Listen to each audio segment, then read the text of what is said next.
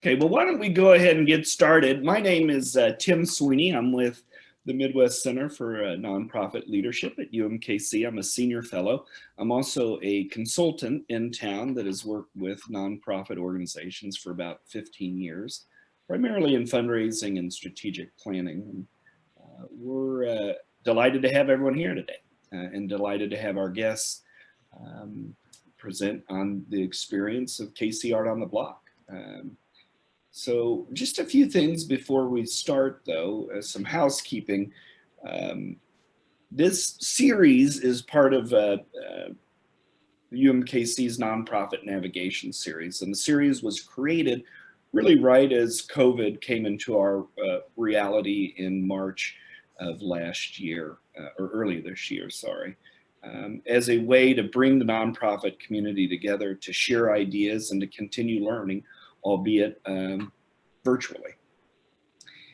As part of that series, we've come up with a subset of fundraising sessions, and those sessions are running from now until December 8th. And Mark Culver, who's on the call with us, will be sending out links and invitation to all of us through this call, and of course through email, inviting you to the subsequent sessions to the fundraising series. So we'd love to see you at those if you're able to come. A couple ground rules. I think everyone knows this by now, but keep your microphones muted. If you have questions, certainly feel free to unmute and ask those directly. If you'd rather, you could collect those, your thoughts, and post them through the chat through Zoom. And Monica Rizak, who's on the call. Monica, you want to wave so everyone can see you there? She will be collecting those and giving voice to those throughout the session as we move along. I'm going to introduce our session, but I very quickly want to transition to our panelists, because they're the ones who have the most to say and can give us the insights and wisdoms they've gathered through their experience planning and executing Kansas City KC Art on the Block. But let me start with just a little profile, a little overview, so everyone has a decent understanding of the series. Today, we're joined by Chrissy Dastrup, Justice Horn, and Michael Toombs. All of them were key players in the organization of the project, and I'm going to let them introduce themselves here in just a moment. Before I do that, again, I just want to share a bit more about the project that they orchestrated. We will spend most of our time today kind of doing an overview with our panelists on what they orchestrated, what they planned, and just a discussion between the four of us, me as the facilitator and the three of them as guests, with specific questions that we've already worked out. And then we'll open it up to the wider audience today. But in short, KC Art on the Block was a grassroots effort to advance social justice and racial equity through art, volunteerism, and a citywide education campaign. What they pulled off was nothing short of miraculous. They had 6 locations across the Kansas City metro area. Art that spanned 2,000 square feet of street, had over 1,000 volunteers, and I love this one, over 1,200 gallons of paint. Amazing. The project team recruited 6 African-American artists, and they're listed right there. Michael is with us, fortunately. He's going to talk a little bit about his experience working with some of these other artists and the creations they came up with.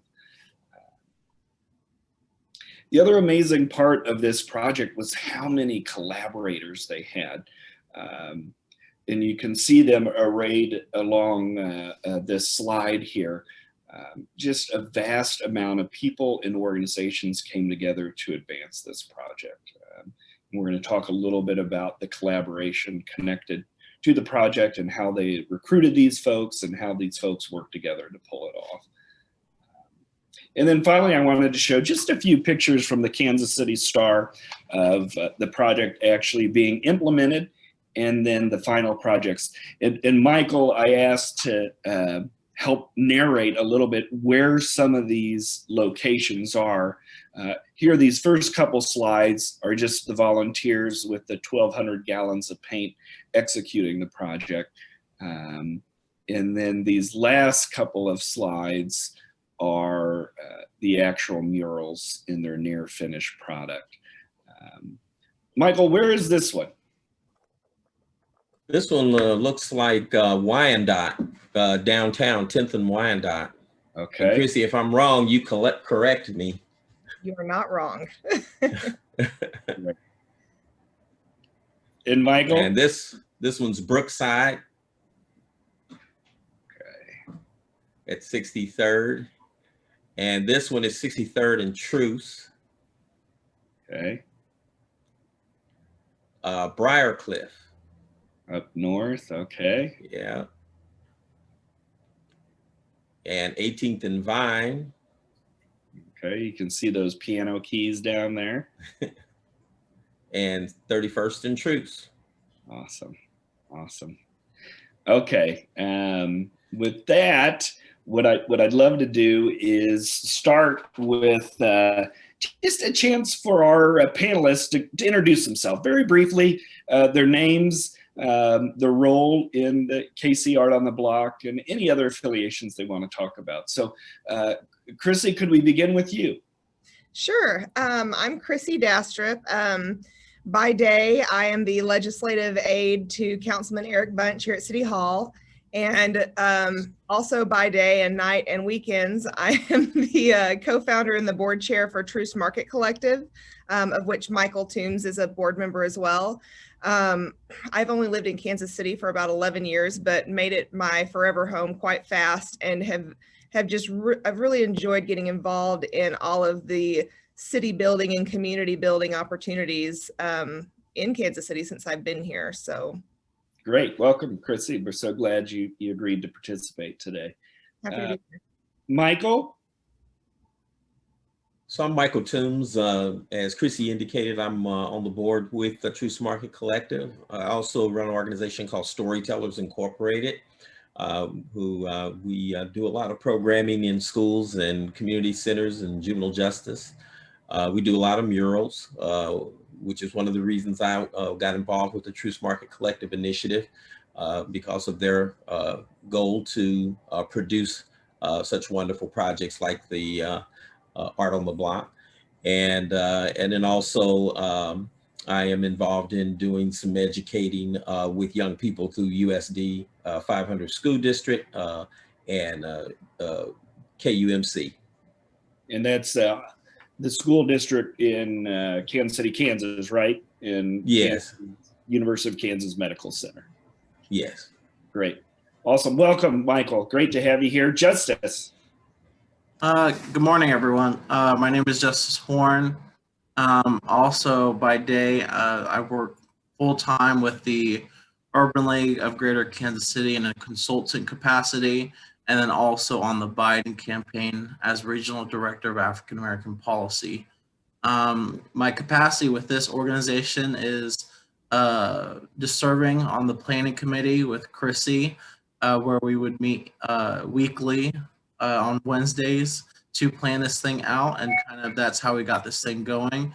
Not only involved early on in the Black Lives Matter protests myself, but continuing to be an activist here in the community.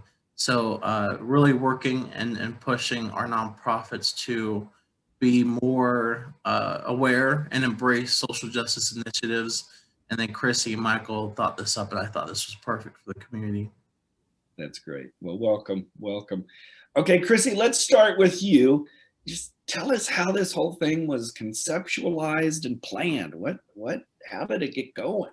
Well, you know, it's kind of one of those things where you're just chatting on the phone with a friend. My friend was Damian Lair, and he was, had all the time in the world on his way back from Denver, Colorado. And he called me to kill time and said, I've been thinking, and I really want one of those Black Lives Matter murals in front of my apartment, which his apartment is the one that's right there at 10th and Baltimore. He said the books from the library garage would look so neat in the background. And, you know, of course, I think thousands of people in Kansas City, no doubt, thought the same thing, that, you know, this just is something that we were all inspired by seeing these go up across the country, and just kind of seeing the momentum and the movement and the energy that seems to be around this kind of creative placemaking that is also very socially, you know, social justice driven.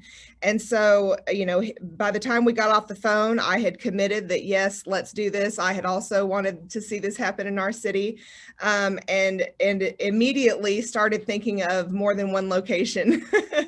And so, you know,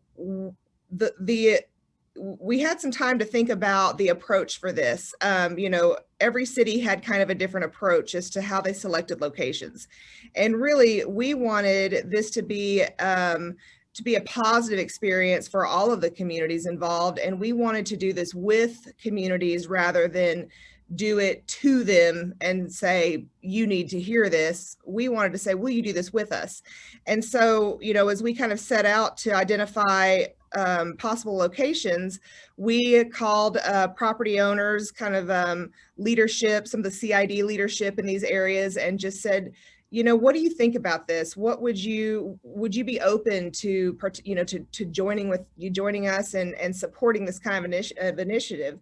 And so we had, it really didn't, I think it took less than a week to get our first 5 sites, which was Baltimore, 18th and Vine, 31st and Troost, 63rd and Troost, and Brookside. And then I thought, you know, we don't have any Northland in here.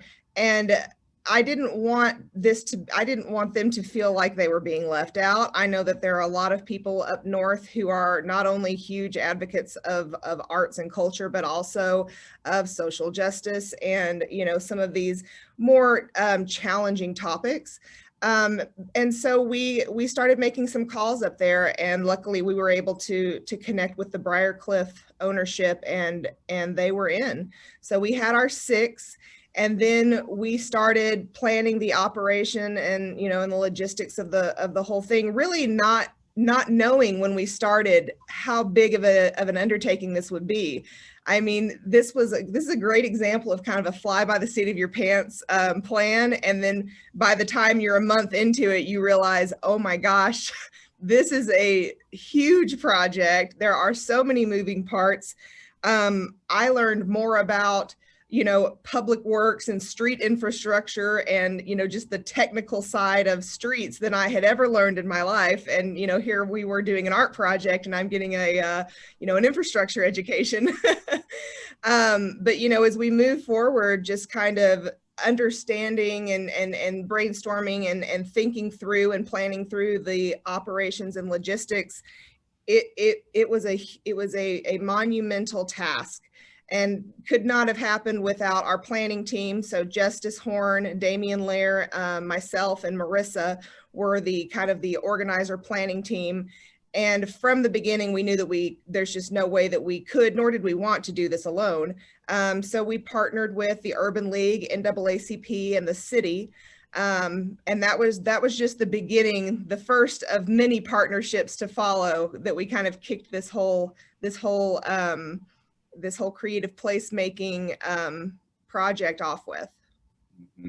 And Michael, could we pick up there, like Chrissy talking about this education in street infrastructure and how massive it was? When I look at those lists of artists and the scale of those actual pieces on the streets, could you talk a little bit about how did you recruit those artists? How did you map out the plans of what things would look like? How did you give them some creative license just to go with what they wanted to design their specific murals to be? Could you give us a little background?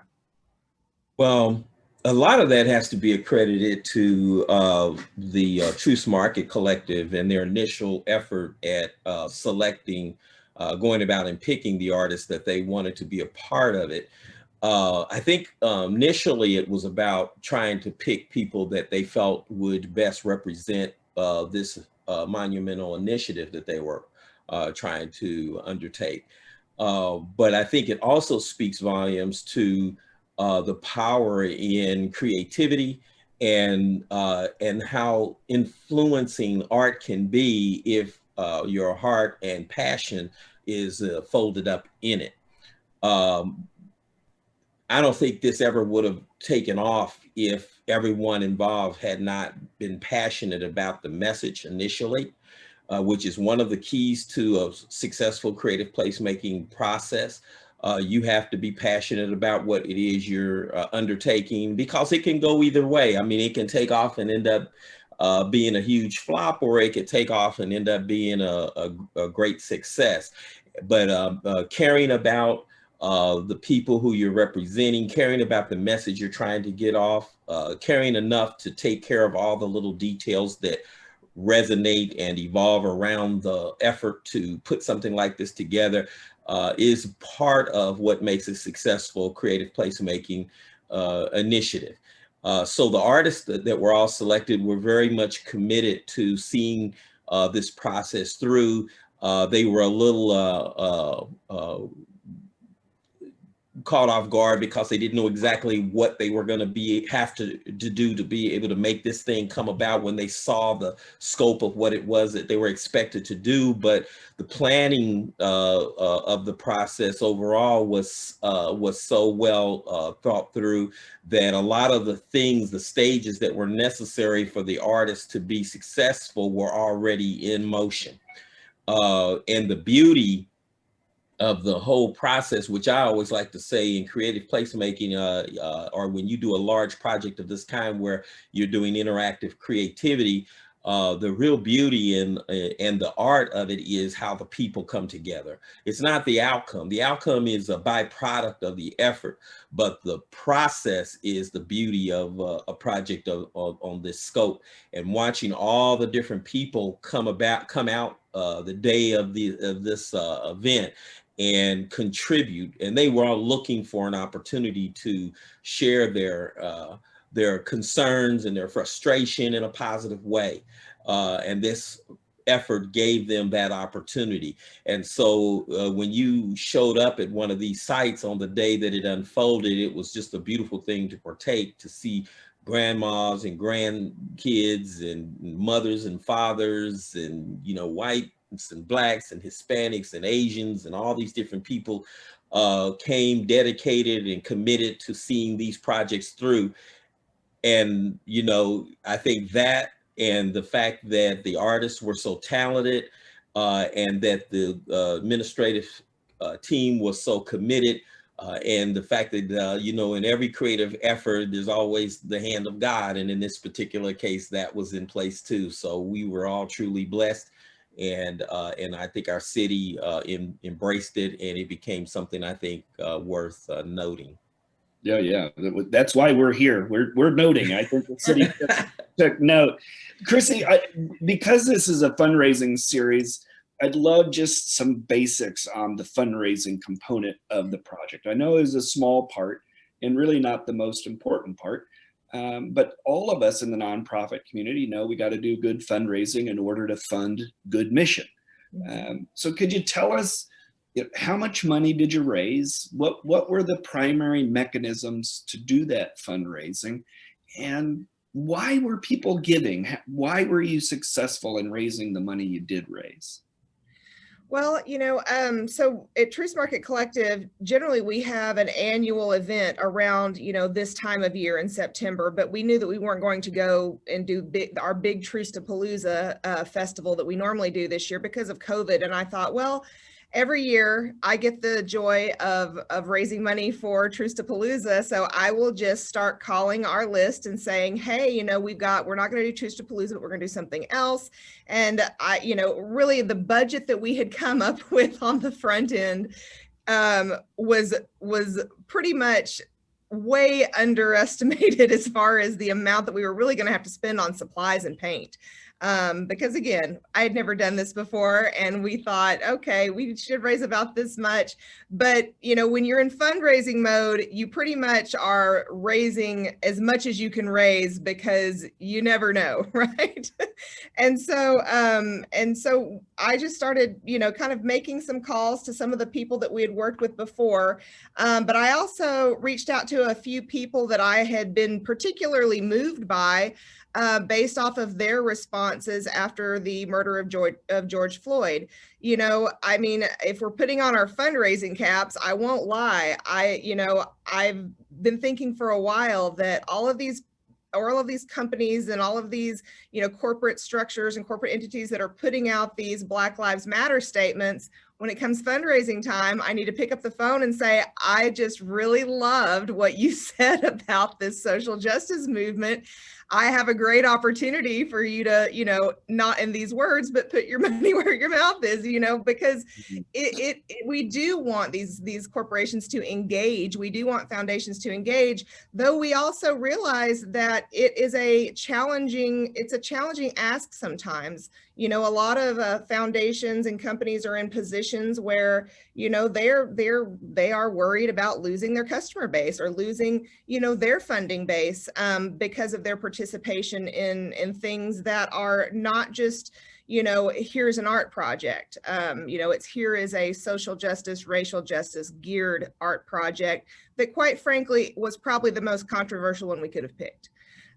So, you know, as we went out to fundraise, I don't know how it happened, but it seems that almost everyone that I connected with was willing and ready and just seemingly waiting for an opportunity to participate monetarily in a cause that they and their company or their, you know, their entity was passionate about.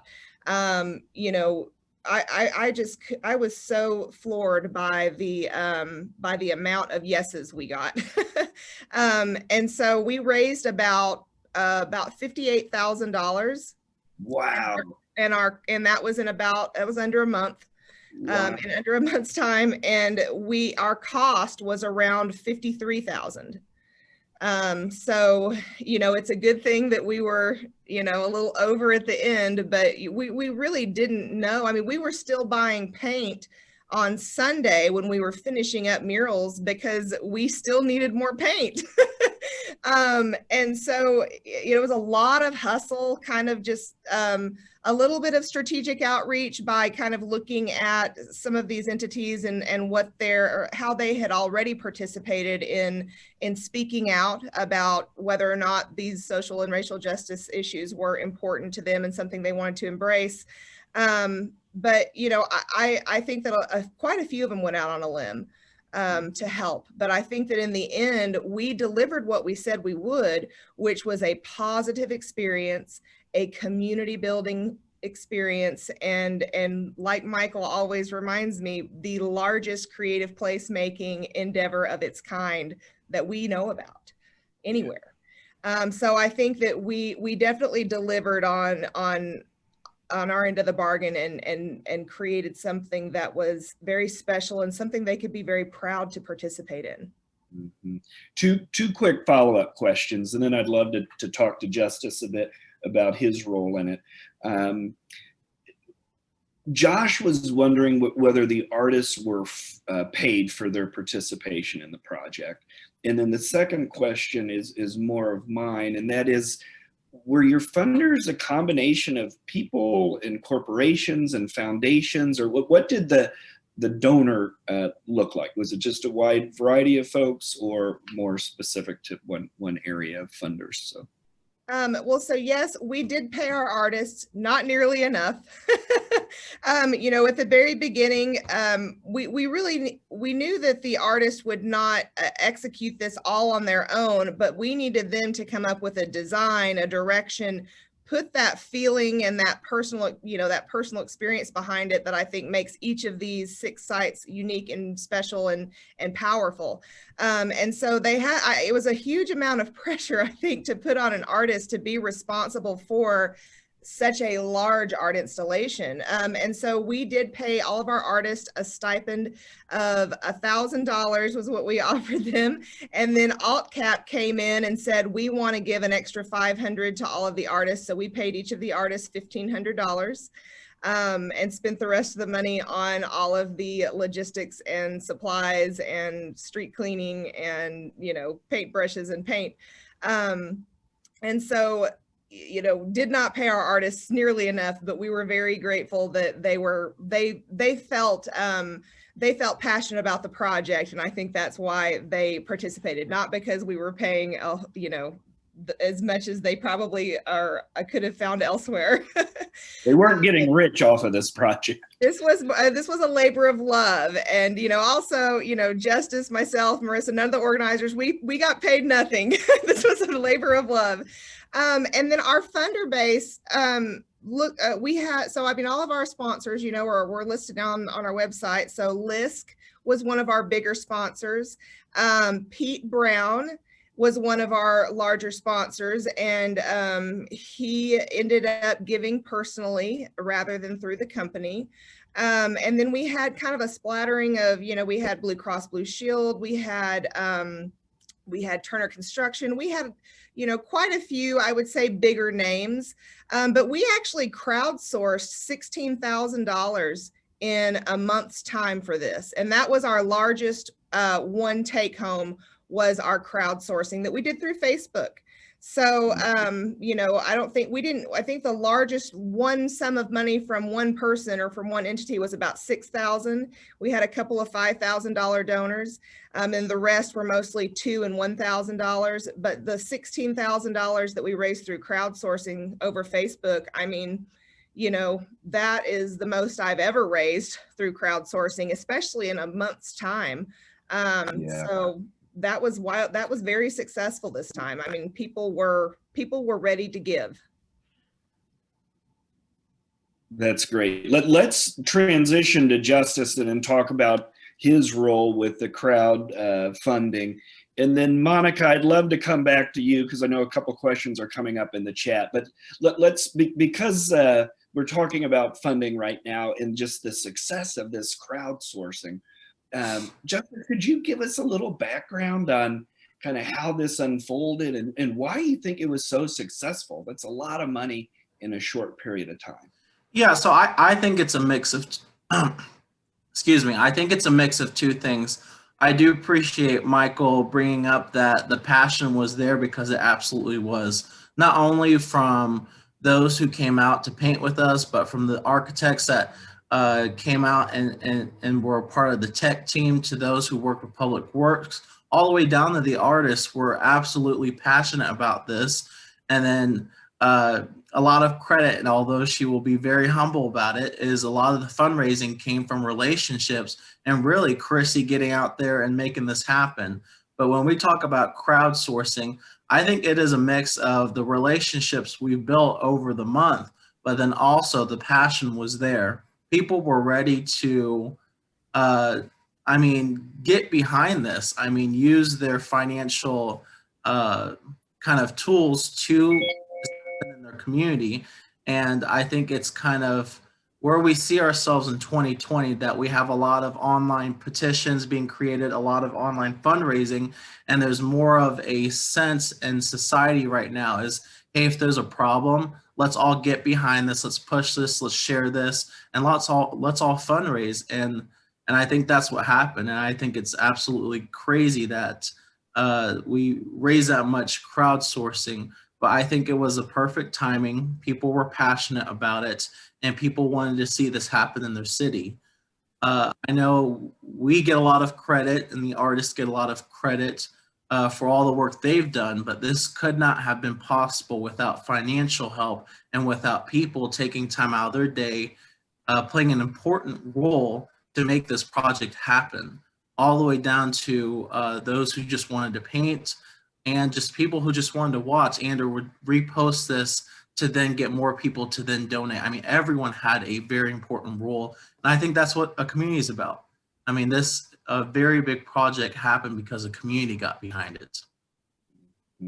And just one follow-up question to that.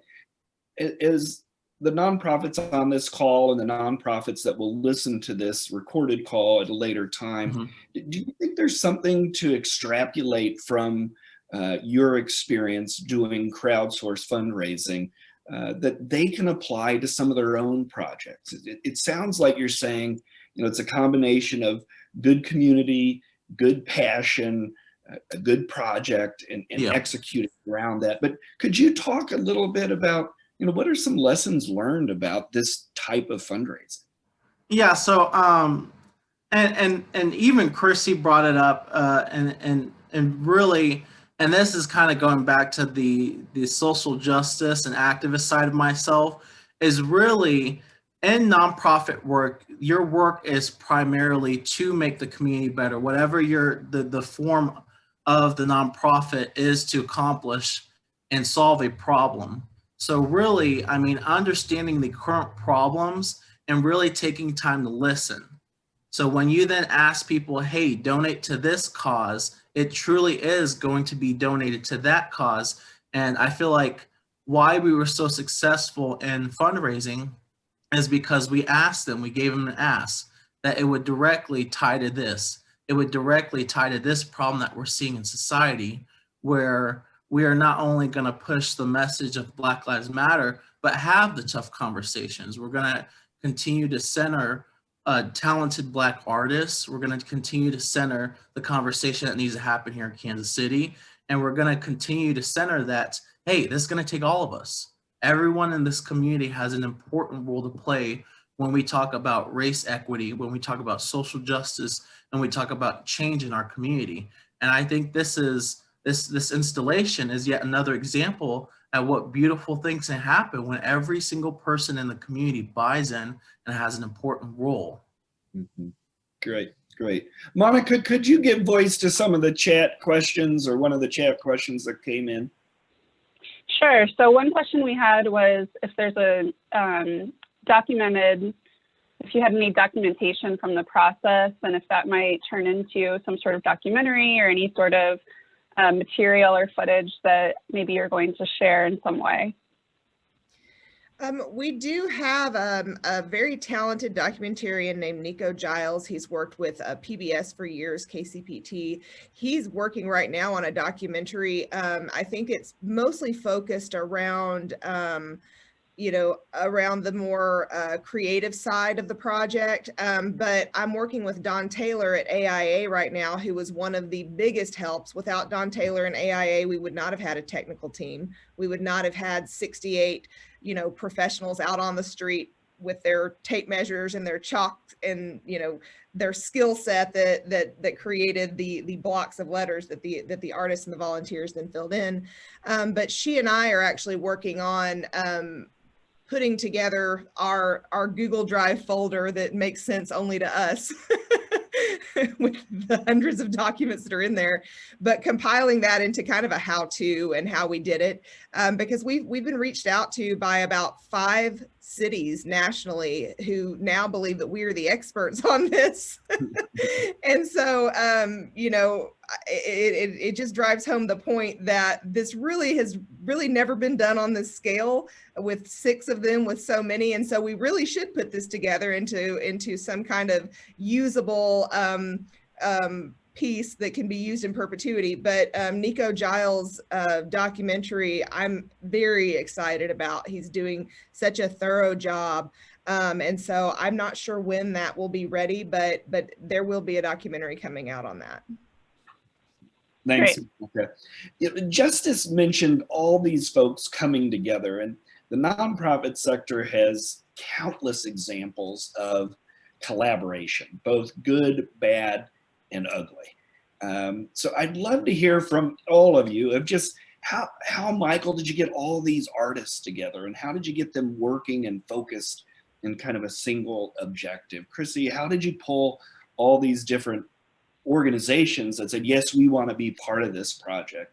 Justice, how did you pull all these folks together to say, yeah, we want to fund this particular project? So could you all talk just a bit about the collaboration that you created through this project, how you orchestrated it, how you kept people on task with their specific job within the project?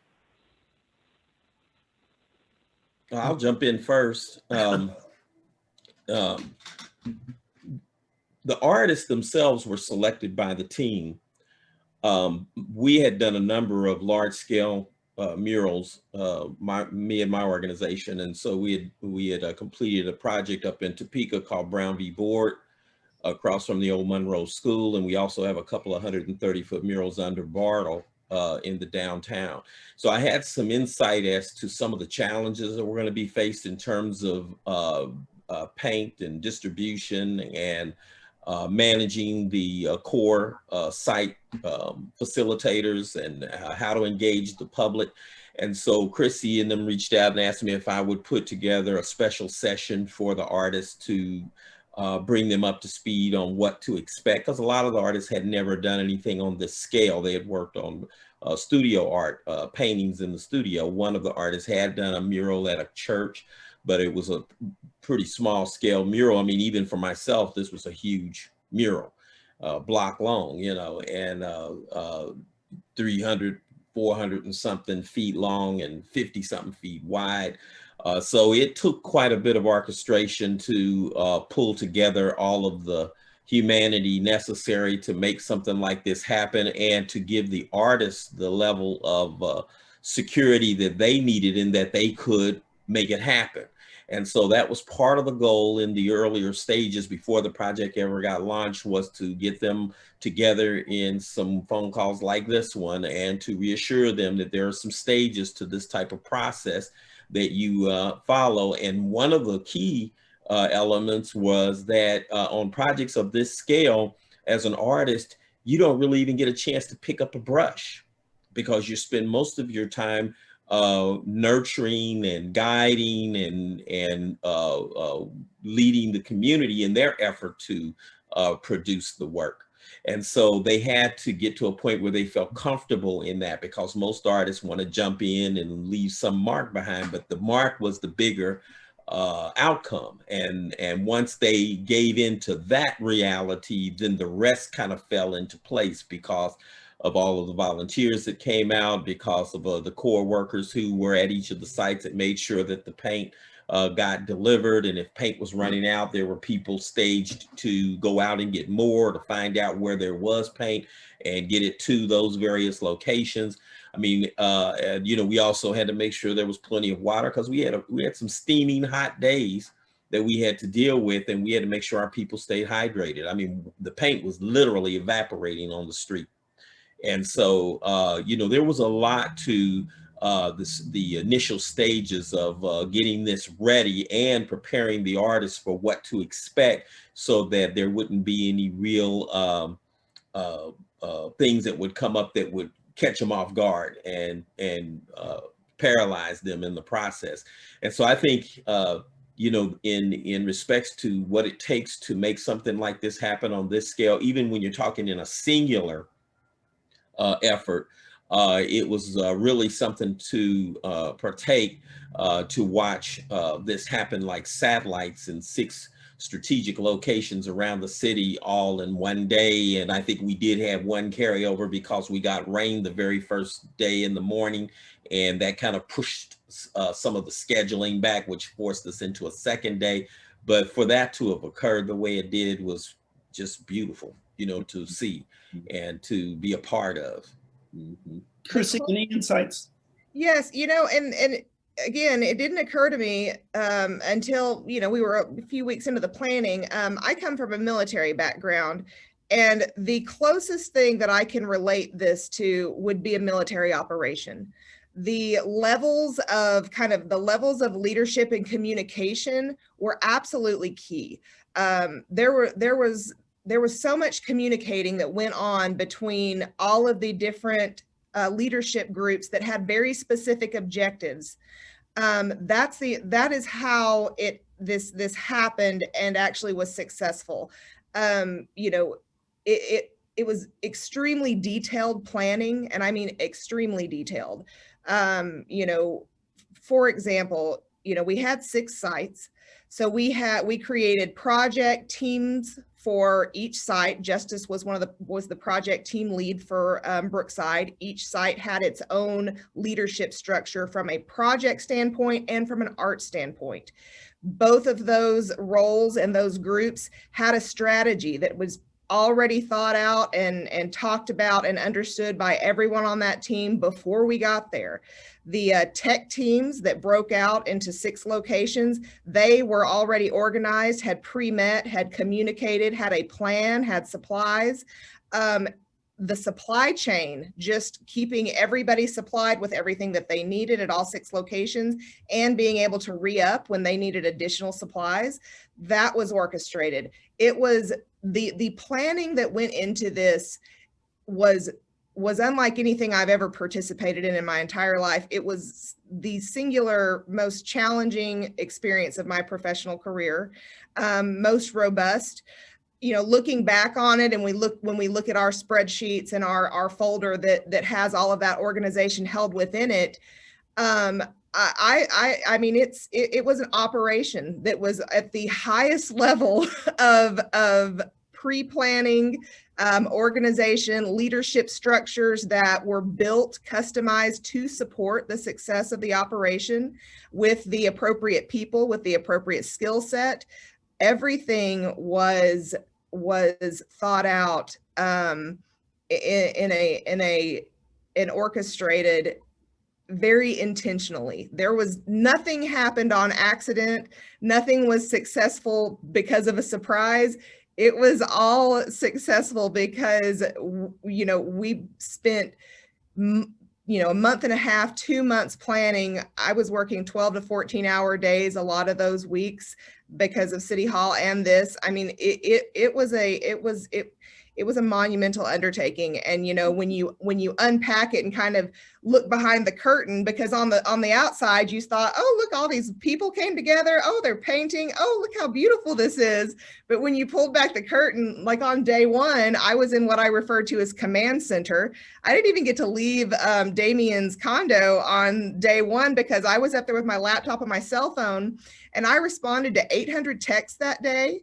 And I was command central, right? So every problem had a pipeline, you know, up to me, and then I would help, you know, solve the problem and deploy our people resources, deploy, different leadership to help with anything that came up. And a lot of things came up. But it was really kind of like a military operation. That's the closest thing that I can relay it to. Could we use then maybe the last 15 minutes just to talk about some of the lessons learned? Because I had this impression going into the phone call. Now, after listening to the 3 of you for the last 45 minutes, it is clear this was a monumental success. The murals are beautiful.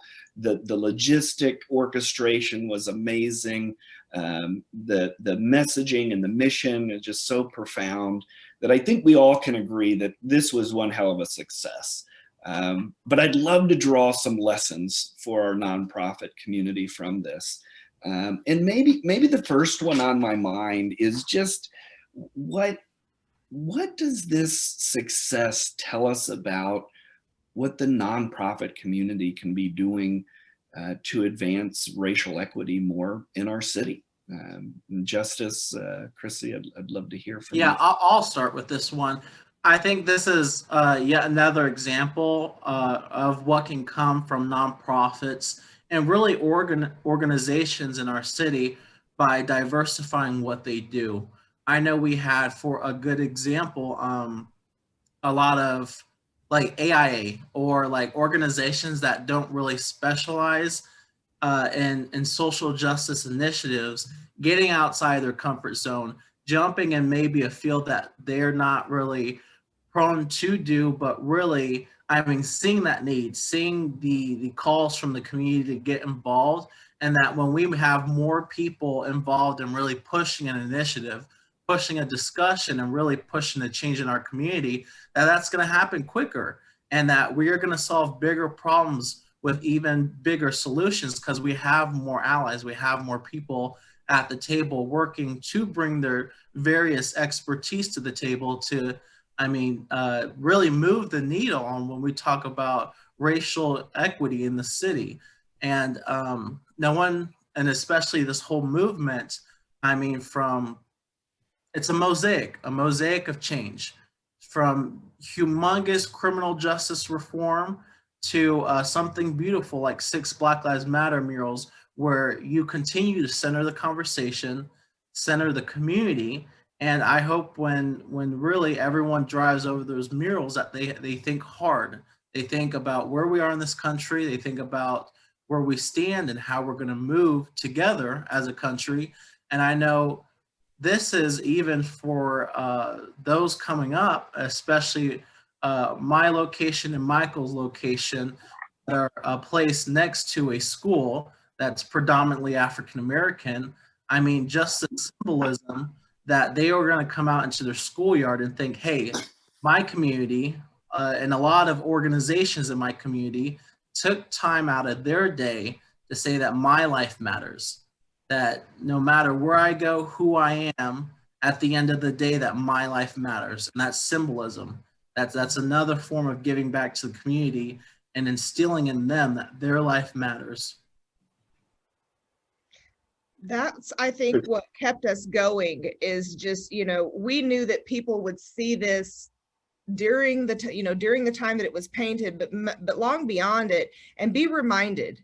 We all need to be reminded, whether we're being reminded that our community is behind us, or whether we're being reminded that there are challenges that, though we might not personally face, a lot of people face. And as a member of a community, that we need to care about all of our community members and about their challenges and play an active role. So, art is such a great way to do that, because it's a constant reminder.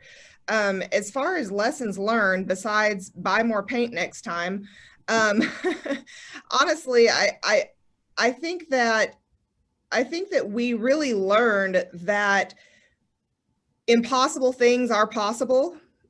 We had people tell us throughout the process, you'll never do this, you'll never pull this off. We had experienced artists who said, this is an idiotic idea, you'll never do this with your timeline. You just can't do this. And so don't listen to the haters. Lesson number 1 after buy more paint. So I guess that's lesson number 2. I don't think that anyone who was involved with this was too worried about not being successful, because we had a huge team behind us. But as far as, the nonprofit sector, I think that a lot of times, the nonprofit world can be very siloed. We kind of all have our own bag. This is what we do. This is how we do it. This is how we fundraise. This is what our programming looks like. And when opportunities come up that are huge and overarching, like social justice, sometimes it can be hard to figure out what is our role in that. How do we engage in that as a nonprofit that is not in the business of social justice necessarily? And I think that the answer to that is partner with somebody who knows a little bit about it, because partnerships and collaborations are always exciting, more successful, I think, because you double the reach. If you have 2 nonprofits that are partnering together and you do something, you're doubling the audience of who's experiencing it and seeing it. And honestly, I think that's exciting to funders. In the nonprofit world, we know it's always a challenge to come up with something exciting, or to come up with something that would maybe dazzle our funders, or dazzle the people and get them excited so they will continue to participate and play that financial role that's so important.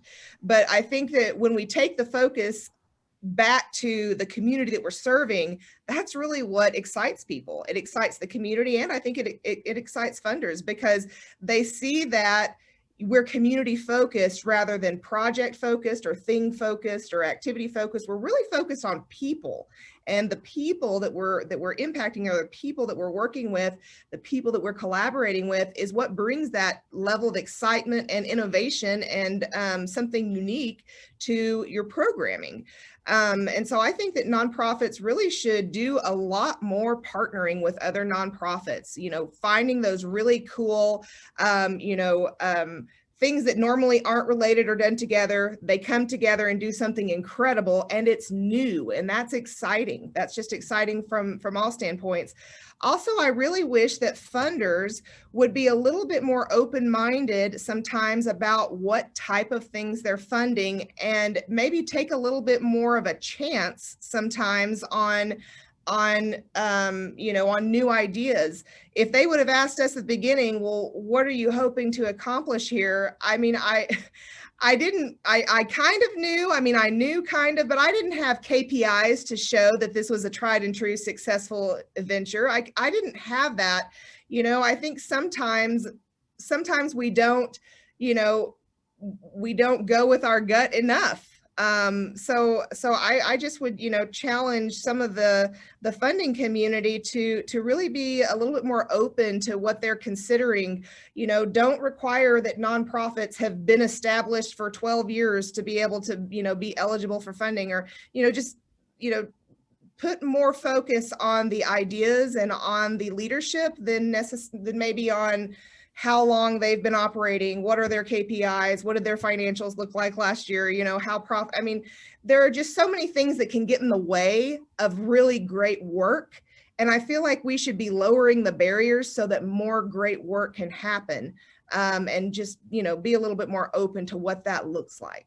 Mm-hmm. No, that's great. And Tim, Yeah, Tim, please. I just wanted to say, I'd be remiss if I didn't say that we need to also understand how powerful the arts can be in becoming a delivery mechanism for information, for solving some of our social and economic issues, and maybe not wait so long before engaging artists in the process when you're trying to take on a community challenge, because some of the creative problem solving can take place in the planning process. And art is much more than aesthetic. It does have philosophical attributes that are associated with some of the challenges we face today. COVID is going to be a major issue for us socially in the next year. And I think arts can provide some opportunities for the public to come up with creative solutions to some of the challenges we face. Yeah, great insight. Justice, I want to dig down a little bit more on the fundraising side of this. All good fundraising is rooted in mission and relationship. You did so much around crowdfunding, crowdsourcing for the fundraising for this operation. As an old school fundraiser, I would love to hear from someone like you who's been more on the vanguard of this crowdsourced fundraising, to tell me and my peers how you can build good relationships and deepen connection to mission through platforms that are more social media based than sitting together with a donor at dinner or over lunch or through a coffee. Yeah, so I think kind of one thing I do want to distinguish as well is that a lot of kind of the bigger name fundraising was championed and done by Chrissy, but that was more relationship based. I would say that a lot of the crowdsourcing came from people that were just passionate. I mean, complete strangers that just wanted to give to this. I know it's odd to say, but a lot of our bigger donations did come from relationships. But a lot of the crowdsourcing were just complete strangers that just wanted to see this happen in their community, that just wanted to put their money into a project that they thought would produce a lot of change in their community. And I think that is one thing, as people that have been doing this for a while may understand, that the relationships are absolutely important, and they are, but really being more out facing, because there are maybe people, complete strangers, that agree with what you're doing, that have never met you, but are willing to support it, not only through a post or a repost, or just simply by giving money. I think if there are fundraising efforts, them being more outward facing, being more accessible just to the common person, where, I mean, they may not have time to go to a donor dinner or sit down or drop 5 or 10,000, but if there are people that are willing to have smaller donations, that are willing to throw some of the dollars they earn to a cause, So maybe my advice would be fundraising that's more outward facing, that is not only accessible to kind of the old style we do things, but also embracing the active and robust and innovative, really, place we find ourselves when it comes to fundraising. I know a lot of the activist movements and a lot of the petitions, shot up, got a lot of money, got signatures just because it got trending on Twitter, or if it picked up on Facebook. Just complete strangers giving to a cause in a city maybe way thousands and thousands of miles away, but it's something that we can all agree on. So just having fundraising efforts that are outward facing, that are accessible to everyone, and that, really everyone can be a part of it. I think there's a lot more we have in common, a lot more we agree on, especially in nonprofit work, that the common person is willing to put up some money for. Mm-hmm. Great. We have about 5 more minutes before we have to end our session. We've been entertaining a lot of chat questions. Any other questions from our audience today?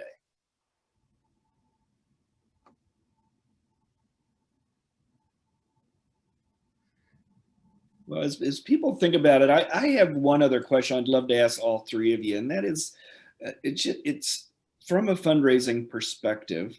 How can fundraisers raise more money to address racial inequities in Kansas City? Just based on your experience through KC Art on the Block. I think that you've got to have, I think that the best way to do, there's 2 ways, honestly, that I would suggest. One, so what we did is we created the project, right? We created a unique project and we asked people to support it financially, and with, really, this was time, talent, and treasure, that was given to this project. The 1,000 volunteers that showed up the day of, that was of a hot, steamy painting on the street. Time, talent, and treasure around a project that is exciting. I think that those are really good ways, thinking outside your box, doing something different in your programming that has a direct and obvious benefit for racial justice. The other is amplifying other efforts. If you're the nonprofit sector and you're wanting to raise money for social justice, but you have no social justice programming, well, partner with somebody who does and do something really fun and raise money together. You don't have to recreate the wheel, and you really, because we're all so tight on resources and really on staff nowadays, because of COVID-19, in the nonprofit world, that collaboration can be important because it will help your organization to grow. But you can also, combine maybe your resources with the resources of others who are doing things that maybe aren't necessarily in your wheelhouse. You're going to learn from them. You're going to learn how to do those things better. You're going to have new relationships. And I think all of those things are going to be what's important to the people who are participating, whether they're giving money or you're just upping your profile of, what you're doing and how you're being more involved. But don't go at it alone. I think that I cannot stress the importance of collaborating with people. There is no downside. And there is a lot of upside that you just can't get on your own. There are things in this world that we cannot get on our own. We cannot get as, a single nonprofit entity. Our reach is limited, our missions are usually limited by what they are, but our ability to work with others and also expand our relationships into areas that, that are probably areas that we would not be in otherwise. I had never worked with the Urban League before this. I had never worked with the NAACP before this, but we called them up and explained why we wanted to do this and why we needed them as partners and why we thought this was such a great idea. And they were on board to help. And so now we have an expanded relationship, an expanded reach. We have expanded resources now. We have, we're just one phone call away to understanding and learning things that we need to know along the way. So yeah, I really do think that nonprofits should expand outside of their silos and build relationships to partner in areas that are challenging and that areas that maybe you don't have the expertise in, but are important. Right. Michael, And Justice, concluding thoughts? uh, I would say, and don't be afraid to stand up for the thing you're most passionate about. You know, Chrissy came to me and asked me if I would participate in this process with her, and I looked at her and I was like, okay. And I noticed how determined she was to see this thing happen, and she asked all the right kinds of questions. And you know, I think sometimes we forget that as nonprofit organizations, as leaders in our community, those who step up when it's most necessary in our times, it takes a certain amount of courage to do these type projects. You don't just come into it thinking I'm going to make a whole bunch of money and I'm going to get famous and all of this kind of stuff. You do it because it's in your heart to do, and you do it because you believe it's the right thing to do. And even though you know that it's going to be a difficult path to take, you have to step in and say, hey, I'm going to, like Chrissy said, reach out to people who can help me. She had to believe in it first off, in her heart. And that had to guide her through, her and Damien, through you know, the waters that were fighting back, saying don't do it, it's not going to work, it's going to be a mess. You know, they had to have somebody, they had to have something within themselves that said this is worth doing, because there were a lot of roadblocks put in the way. And so I think that's the key. Listen to your heart and realize that sometimes the things that are right to do, they're going to require some real courage, especially today. The way things are today, you have to step out knowing that you're going to have to step in and maybe take it on the chin a few times to get that message out. And so that's the one thing, as an arts activist, that's the one thing I admired about this initiative and what they were trying to do. They believed in it. They convinced me they believed in it. And so therefore I used my skill sets and my accomplishments to put to helping them realize their dream. Thanks, Michael. That's great. Justice, last thought from you? Yeah, I just kind of going off of what Michael and Christy said, is really collaborating with other people, and then like Michael said, getting out of your comfort zone. I know that was brought up before, but really expanding and diversifying what nonprofits do, and then not going at it alone. I mean, there are people that are doing that work, and honestly, the more allies and more partners you have on a project, the bigger success that can come from it. So that's kind of the only thing I have to say on that. Great. And really, really listening to the community as well. I know that this was created in response to the overarching conversation we are having as a nation with race equity, but this would have not been possible if we did not listen to people, if we forced this on them, if we kind of just laid this out in their community. But we sat down, we were transparent, we were accessible, we allowed any and all partners to come on because everyone had a vital role in making sure that this process is embracing every aspect of our community, because that's what's going to take when we talk about changing our community for the better, all the way down to race issues. So I think this is one of many projects moving forward, and just an example of what can happen when you have more partners at the table. I mean, big, amazing things are going to happen, and you're going to get a beautiful solution out of it as well. So that's kind of all I have to say on that. Appreciate being here. Appreciate the knowledge Christy and Michael bring, and thank you very much for having us as well. Great. Okay, just to wrap things up, one is Mark Culver posted in the chat opportunity to provide some feedback. So if you're so inclined, please do so. We have additional navigation series workshops coming up on Tuesdays, really for the rest of the year into the new year. And then the third thing is just a real heartfelt thanks to our participants on the call and our panelists. And I'd like to close with two comments that came up from our participants that I think summarize really nicely, at least how I feel, how UMKC and the Midwest Center feel about your participation. One was from Shara Bryce. She said, Hey, so grateful for the privilege to listen and learn from you. Thank you for your leadership on behalf of the Kansas City community. And then the other was from Dion Pleasant. She said, thank you. What you did was amazing. And I appreciate each of you taking the time to share. So on that note, everyone have a great day. And thank you to our panelists.